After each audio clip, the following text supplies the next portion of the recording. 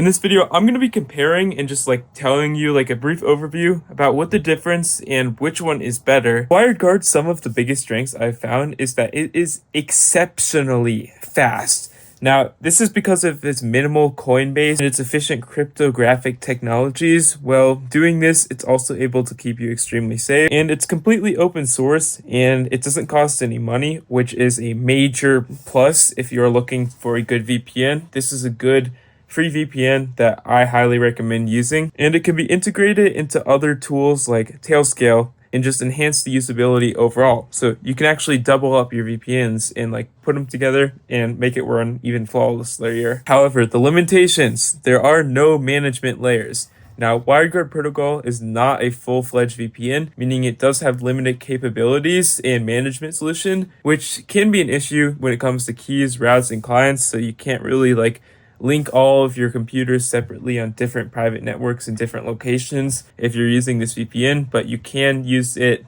across one over all of those devices. So if you're running a large business, it's probably not ideal for you.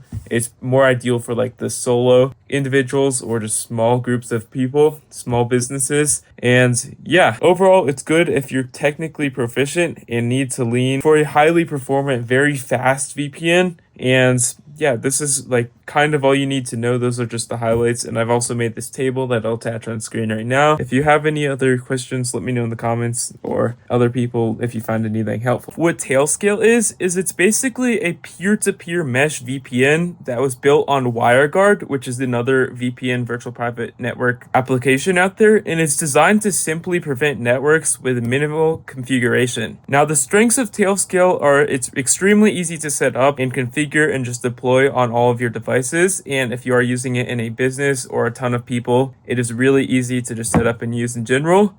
It has really fast speeds and really high speed security. So everything you do is just extremely secure, and it's just really quick to respond to that. It has automatic key management, meaning it handles all rotations and distribution seamlessly when you're actually using it. So it appears that you're not even on a VPN, just you're on your normal network. And it does this really well across all of the devices, which I think is a major strength to this VPN. And it also integrates with identity providers, which is Google Workspace, Microsoft, Oteka, and any other providers so. Now, just really good because you can use it on pretty much anything flawlessly. And of course, the best part is it doesn't cost any money. It's completely free, which is actually shocking, which is why I think it's ideal for individual small teams and developers who are in need for fast and secure devices or services in a straightforward way. That's a good thing about this VPN.